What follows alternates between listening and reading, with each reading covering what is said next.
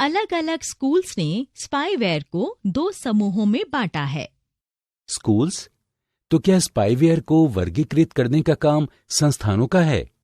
हाँ राजेश, उनके काम करने के तरीके को लेकर कई मत हैं। पहले उनको लेकर सिर्फ 2 मत थे। पहले मत ने स्पाईवेयर को इंस्टॉल करने वाले समूह में वर्गीकृत किया, जबकि दूसरे मत ने उसके काम करने को आधार माना और दूसरे समूह में रखा। पहले मत के लोगों का मानना है कि इन्हें 2 समूहों में बांटा जा सकता है, घरेलू स्पाईवेयर और व्यावसायिक स्पाईवेयर। चलो पहले घरेलू स्पाईवेयर के बारे में जानते हैं। घरेलू स्पाईवेयर का ज्यादातर उपयोग नियोक्ता करते हैं ताकि उन्हें नेटवर्क में इंटरनेट की पूरी जानकारी मिलती रहे और अपने कर्मचारियों की ऑनलाइन गतिविधियों पर नजर रख सकें। कभी-कभी इस सॉफ्टवेयर का उपयोग पुलिस विभाग में भी किया जाता है, जो संदिग्ध आपराधिक गतिविधियों पर नजर रखने के लिए इस प्रकार के सॉफ्टवेयर का इस्तेमाल करते हैं। घरेलू स्पाईवेयर का उपयोग कुछ पारिवारिक सदस्य भी परिवार के दूसरे सदस्यों पर नजर रखने के लिए करते हैं। सिर्फ कंप्यूटर के मालिक ही स्पाईवेयर का प्रयोग नहीं करते। कुछ ऐसे लोग भी हैं जिन पर किसी को शक नहीं होता और वो दोस्तों की जानकारी हासिल करने के लिए स्पाईवेयर का इस्तेमाल करते हैं। ओह, मुझे तो इंटरनेट पर ऐसी गतिविधियों के बारे में कुछ भी पता नहीं था। पर यह व्यावसायिक स्पाईवेयर क्या होता है मैम? व्यावसायिक स्पाईवेयर व्यावसायिक उद्यमों को नुकसान पहुंचाने के मकसद से बनाए जाते हैं। उनका पहला काम एक व्यावसायिक संस्थान से महत्वपूर्ण डेटा चोरी करना होता है। तुमने अपने पीसी में आने वाले पॉपअप्स या विज्ञापनों पर गौर किया है?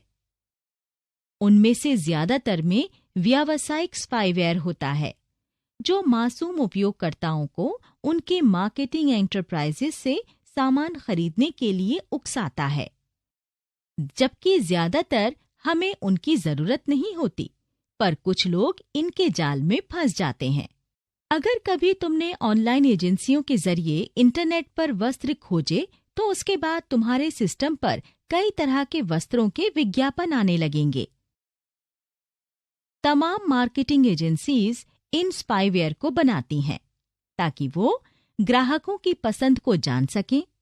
एक बार पता चल गया तो वो उससे संबंधित चीजों व वस्तुओं को बेचने के लिए तुम्हें कई तरह के लालच देने लगते हैं। नेट उपयोगकर्ताओं के लिए ये सिरदर्दी हो जाती है, क्योंकि जब भी ऐसे पॉपअप्स आएंगे, एक दूसरी वेबसाइट खुल जाएगी।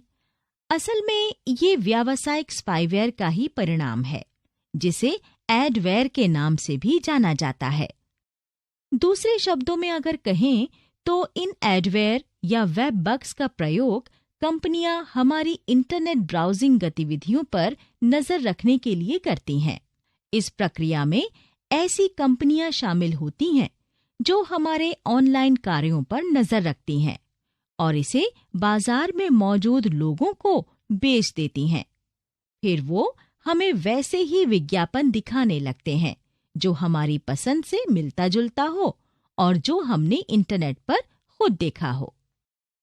तो नंदिता मैम, इन स्पाईवेयर को बनाने वाले किसी अनजान उपयोगकर्ता की ब्राउजिंग हिस्ट्री के आधार पर उससे हेरफेर कर सकते हैं क्या? हाँ राजेश, वो किसी उपयोगकर्ता की सिर्फ ऑनलाइन गतिविधियों का पता लगाते हैं और समझते हैं कि उपयोगकर्ता क्या ढूंढ रहा है और उसकी जरूरतों और आवश्यकताओं के बारे में जान जाते हैं। चलो मैं तुम्हें स्पाईवेयर के दूसरे प्रकारों के बारे में बताती हूँ। स्पाईवेयर को दूसरे 4 प्रकारों में बांटा गया है। ये हैं adware, system monitors, tracking cookies और ट्रोजन्स। मैं तुम्हें कुछ तरीके बताती हूँ जिससे ये स्पाईवेयर्स इंटरनेट के मासूम उपयोगकर्ताओं को निशाना बनाते हैं। जब भी इंटरनेट का प्रयोग करना, इस तरह के स्पाईवेयर से सावधान रहना। पहला नाम की लॉगर का है। ये स्पाईवेयर सॉफ्टवेयर होते हैं जो पासवर्ड्स के अलावा हमारे की स्ट्रोक का डेटा रखते हैं।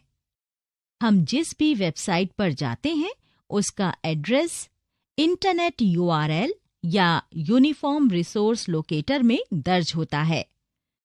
लॉगर्स और स्क्रीन रिकॉर्डर्स बिना हमारी जानकारी के स्क्रीन की एक प्रति आगे भेज देते हैं या अपने पास रखते हैं। चैट लॉगर्स और ईमेल रिकॉर्डर्स भी स्पाईवेयर के प्रकार हैं। इस तरह के स्पाईवेयर हमें आए या भेजे हुए सभी चैट्स और ईमेल्स को दर्ज करते हैं।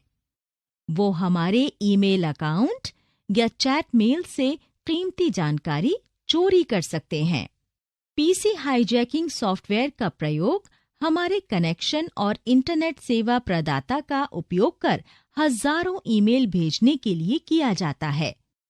ब्राउज़र हाईजैकिंग एक दूसरे प्रकार का स्पाईवेयर है।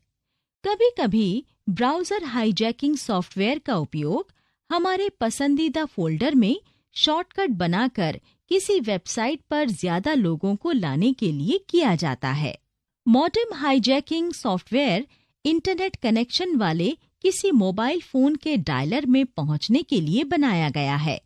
कई उपभोक्ताओं को ज्यादा फोन बिल चुकाना पड़ता है क्योंकि मॉडेम हाईजैकर सॉफ्टवेयर उनके फोन में डायलर इंस्टॉल कर देता है।